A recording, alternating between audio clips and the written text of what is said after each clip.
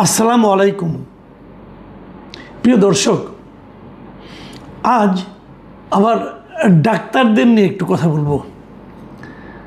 মাঝে ভেবেছিলাম যে ডাক্তারদের নিয়ে কথাটা আর বলবো না, কারণ আমার কিছু মন্তব্য নিয়ে অনেক ডাক্তাররা খুব মনক্ষুণ্ণ হয়েছেন, হইচই করেছেন। আমি আমার ব্যাখ্যা দিয়েছিলাম, তারপরেও তাদের দুঃখ কমেনি, আমিও দুঃখ প্রকাশ করেছি, সেগুলো গিয়েছিল। তারপরে ভেবেছিলাম যে না, আর না। কিন্তু ইন্টারেস্টিং হলো কি জানেন, একটা আমার অভিজ্ঞতার কথা বলি। আমি জীবনে যত বছর সাংবাদিকতা করেছি, এই সাংবাদিকতা জীবনে আমি দীর্ঘদিন রিপোর্টার ছিলাম। আমি যত রিপোর্ট করেছি সেই রিপোর্টের সিংহভাগ রিপোর্টই ছিল, মানে আমার তো মনে হয় 70 ভাগেরও বেশি রিপোর্ট ছিল এই ডাক্তার, স্বাস্থ্য ব্যবস্থা, ওষুধ, হাসপাতাল এগুলো নিয়ে। এবং ডাক্তারদের নিয়ে যে রিপোর্টগুলি করেছি সেগুলো ডাক্তারদের নানা রকম বঞ্চনা, প্রশাসনিক বঞ্চনা, ক্যাডারগত বঞ্চনা, এগুলো নিয়ে বেশি রিপোর্ট করেছি। যা হোক, তারপরেও ভুল বুঝাবুঝি হয়েছে, সেটা নিয়ে আমি কথা বলবো না আজকে। কিন্তু আজকে আমি দুজন ডাক্তারকে নিয়ে কথা বলবো, এবং এদের একজনকে নিয়ে গতকালকে একটু বলেছিলাম। সেটা হলো যে আইনের শাসন কাকে বলে। আসলে বগুড়ার খুব পরিচিত এবং বিখ্যাত একজন ডাক্তার, ডাক্তার মিশু নামে যাকে সবাই চেনেন, যার আসল নাম ডাক্তার সামির হোসেন মিশু, তাকে একটা বিস্ফোরক মামলায় গ্রেপ্তার করা হয়েছে। এটা নিয়ে গতকালকে আমি কথা বলেছিলাম যে এটা কিভাবে হয়। 2024-এর মামলায় ওনাকে গ্রেপ্তার করতে হলো কেন? ওনার কি অপরাধ ছিল? সম্ভবত অপরাধ ছিল উনি আওয়ামীপন্থী একজন ডাক্তার ছিলেন। মানে ডাক্তারদের তো অনেকগুলি সংগঠন আছে, একটা বিএনপিপন্থী, জামাতপন্থী, জাসদপন্থী, মানে বামপন্থী, আবার আওয়ামীপন্থীও আছে। এবং এই অপরাধে 2024-এ সে গণ আন্দোলনের সময় যে ঘটনা প্রবাহ, সেই ঘটনা প্রবাহকে নিয়ে তার উপর মামলা করা হয়েছে। এবং তার বিরুদ্ধে অভিযোগটা হলো মোহাম্মদ আরাফ নামে একজন লোক, যিনি দাবি করেছেন যে ওই বৈষম্যবিরোধী ছাত্র আন্দোলনের মিছিলে থাকার সময় অনেকে, তাদের মধ্যে শেষ হওয়ার অনেকে আহত হয়েছে, এবং আহতদের নিয়ে বগুড়ার জিয়াউর রহমান মেডিকেল কলেজ হাসপাতালে যাওয়া হয়েছে। এবং সেখানে তখন আউটডোরে এই ডাক্তার মিশু ছিলেন, এবং উনি এই আহতদের চিকিৎসা দিতে অস্বীকৃতি জ্ঞাপন করেছেন। এই জন্য তার বিরুদ্ধে এতদিন পরে তার মনে হয়েছে একটা মামলা করা দরকার, মামলা করেছেন। এবং সেই মামলায় তাকে গ্রেপ্তার নিয়ে একটা অনুষ্ঠানে ছিলেন, একটা জন্মদিনের অনুষ্ঠানে ছিলেন, সেখান থেকে ধরে নিয়ে যেয়ে মামলা করা হয়েছে।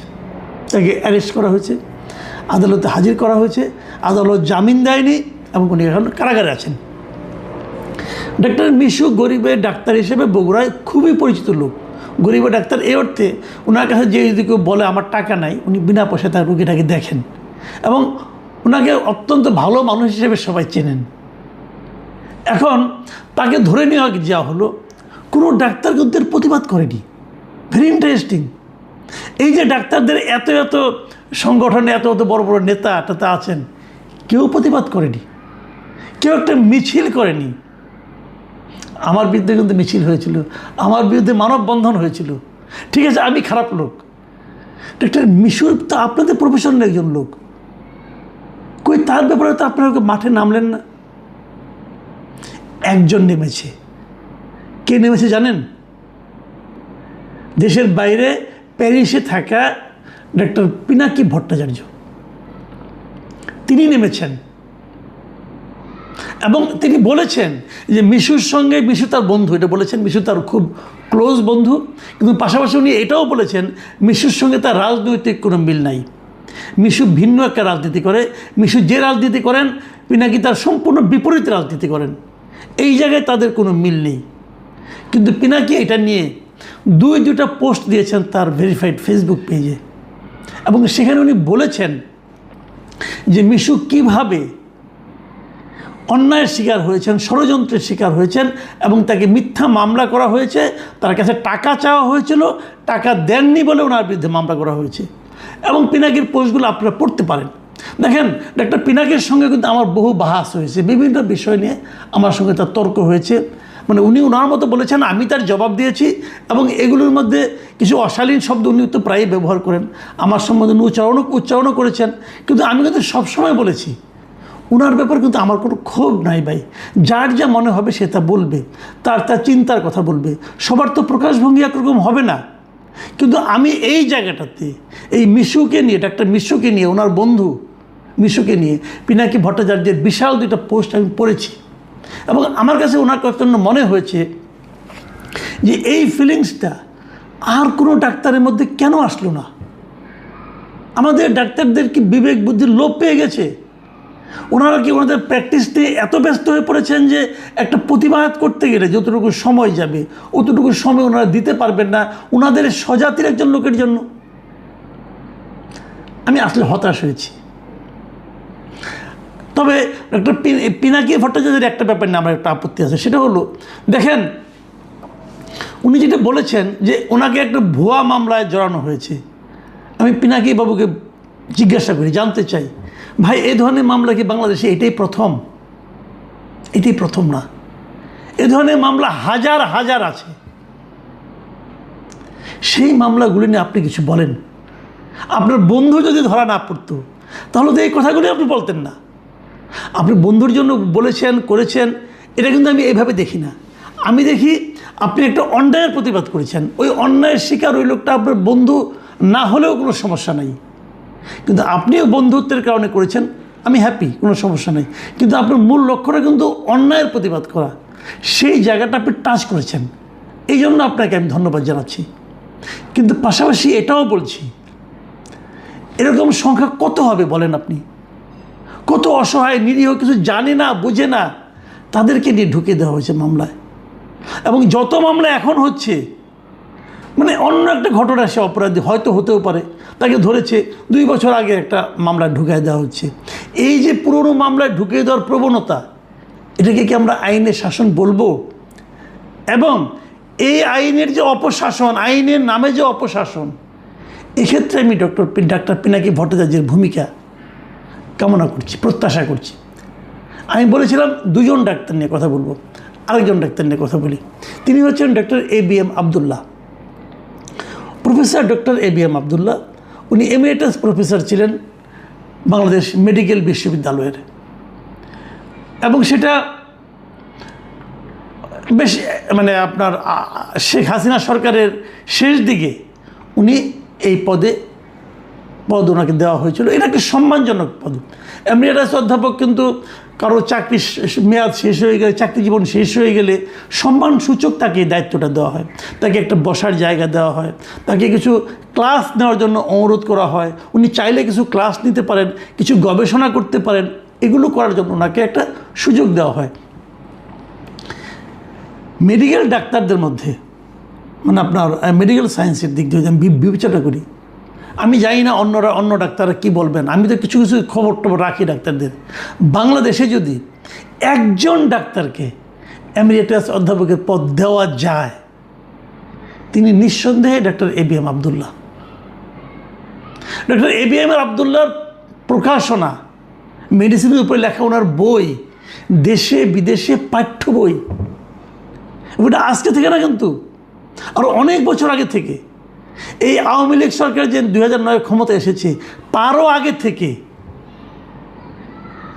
প্রফেসর ABM আবদুল্লাহর বই স্টুডেন্টরা পাঠ্য বই হিসেবে পড়ে, MBBS স্টুডেন্টরা পড়েন। ওনার দেশি বিদেশি অনেকগুলি প্রকাশনা, ওনার গ্রন্থের সঙ্গে প্রায় 10-12টা। এমন একজন লোককে এমিরেটাস অধ্যাপক পদে নিয়োগ দিয়ে, যারাই দেখ, সেটা হাসিনা দেখ, সেটা এরশাদ দেখ, সেটা যে কেউ দেখ, কিন্তু এটা কিন্তু যোগ্য লোককেই দেওয়া হয়েছিল। সেই পদটা আজকে এই বাংলাদেশ মেডিকেল বিশ্ববিদ্যালয় তার সেই এমিরেটাস অধ্যাপক হিসেবে নিয়োগটাকে বাতিল করেছে। কেবল বাতিল করেই শেষ করেনি, সেই সঙ্গে বলেছে যে তার সেই সময়ে সে যে বেতনটা পেয়েছে, এই বেতনটা তাকে বিশ্ববিদ্যালয়কে ফেরত দিতে হবে।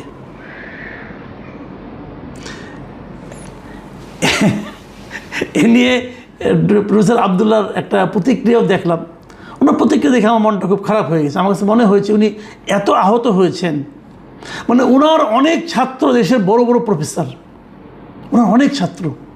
এবং বিশ্বাস করেন, আমি এ যাবৎকালে কখনো কোনো দিন প্রফেসর ABM আবদুল্লাহর ব্যাপারে কোনো নেতিবাচক কথা আমি কোনো চিকিৎসক কিংবা অন্য কারো মুখে শুনিনি, এই পর্যন্ত শুনিনি ভাই।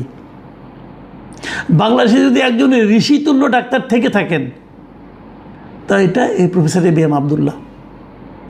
আমি যখন ডাক্তারদের সম্পর্কে একটা মন্তব্য করেছিলাম, আমাকে অনেকে বলেছিলেন, আমারই একজন পরিচিত, উনিও একজন ডাক্তার প্রফেসর, উনি আমাকে বলেছিলেন আপনি যেটা বললেন, আপনার কাছে কি এটা বলার সময় একবার প্রফেসর ABM আবদুল্লাহর চেহারাটা মনে ভাসেনি? বিশেষ করে আমি লজ্জা পেয়েছিলাম। আমি বলেছিলাম, ভাই আমি তো ঢালাওভাবে সবাইকে বলিনি, আমি কাউকে কাউকে বলেছিলাম, কিন্তু তারপরেও আমার বলাটা ওইভাবে শব্দ উচ্চারণ করা ঠিক হয়নি, এটা আমি স্বীকার করেছিলাম। কিন্তু পাশাপাশি আমি এটাও বলেছিলাম, দেখুন প্রফেসর ABM আবদুল্লাহ হলো উদাহরণযোগ্য একজন মানুষ, তো তাকে অপমান করে বাংলাদেশ মেডিকেল বিশ্ববিদ্যালয় কী অর্জন করলো আমি এটা এখনও বুঝতে পারি না। এবং আমি এটাও বলবো, হ্যাঁ ঠিক আছে, ওনার অপরাধ নিশ্চয়ই একটা ছিল, উনি ওই সময়ের প্রধানমন্ত্রী শেখ হাসিনার ব্যক্তিগত চিকিৎসক ছিলেন। এখন প্রধানমন্ত্রীর ব্যক্তিগত চিকিৎসক হওয়া যদি অপরাধ হয়, দেশে এখনও একজন প্রধানমন্ত্রী আছেন, তারও একজন ব্যক্তিগত চিকিৎসক থাকবেন, সরকার পরিবর্তন হলে কি তিনিও অপমানিত হবেন? তাহলে তো কেউ ব্যক্তিগত চিকিৎসক হতে যাবেন না, ধান্দাবাজার যাবেন, আর কেউ যাবেন না। ওই সময়ে কিন্তু এই শেখ হাসিনার আমলে খালেদা জিয়ারও একজন ব্যক্তিগত চিকিৎসক ছিলেন, ডক্টর AJF জাহিদ হোসেন, উনি এখন মন্ত্রী পদে আছেন। কই তখন তো ওনাকে অপমান করা হয়নি এভাবে? ওনাকে কি বলা হয়েছিল যে তুমি বাংলাদেশে প্র্যাকটিস করতে পারবো? উনি তো দুইটা বড় বড় হাসপাতালে প্র্যাকটিস করতেন, ল্যাব এইডে প্র্যাকটিস করতেন, ইবনে সিনায় প্র্যাকটিস করতেন, ওনাকে প্র্যাকটিস থামিয়ে দেওয়া হয়েছিল? ওনাকে কোনো মব করা হয়েছিল? উনি তখন মন্ত্রীও হয়েছেন। তো এই বিষয়গুলি ডক্টর জাহিদ হোসেন কি দেখেন না যে ওনাদের একজন টিচারকে কীভাবে অপমান করা হলো? হতে পারে ভিন্ন মতের, হতে পারে একজন আওয়ামী লীগ করবে, একজন জামাত করবে, একজন জাসদ করবে, একজন অন্য কোনো বাম দল করবে, হতেই পারে, এটা তো ব্যক্তিগত ব্যাপার। ডক্টর ABM আবদুল্লাহ উনি ওনার চিকিৎসা জীবনে, ওনার প্রফেশনাল লাইফে, চাকরি জীবনে উনি কাউকে দলীয় কারণে কারোর সঙ্গে দুর্ব্যবহার করেছেন, একটা উদাহরণ কেউ দিতে পারবেন? তাহলে ওনার সঙ্গে এত বড় দুর্ব্যবহারটা না করলে হতো না? আমি ডক্টর মিশু এবং ডক্টর প্রফেসর আবদুল্লাহ, আমি দুজনকে কিন্তু একইভাবে দেখতে চাই। আমি দেখতে চাই এই কারণে যে তারা একটা পেশায় আছেন এবং দুইজনেরই প্রচুর সুনাম। আজকে দেখবেন, আমি একটা কথা বলি আপনাদেরকে ফাঁকে, আজকে দেখবেন একজন অধ্যাপকের কাছে যান আপনি ডাক্তার চিকিৎসা করতে, তার ভিজিট দেখবেন কত টাকা, ১,৫০০ ২,০০০ টাকা পর্যন্ত একজন প্রফেসরের ভিজিট আছে। যারা জানেন তাদেরকে বলি, প্রফেসর আবদুল্লাহর ভিজিট কি ৫০০ টাকা পর্যন্ত ছাড়িয়েছিল? উনি ভিজিট এত কম নিতেন, উনি যখন প্রফেসর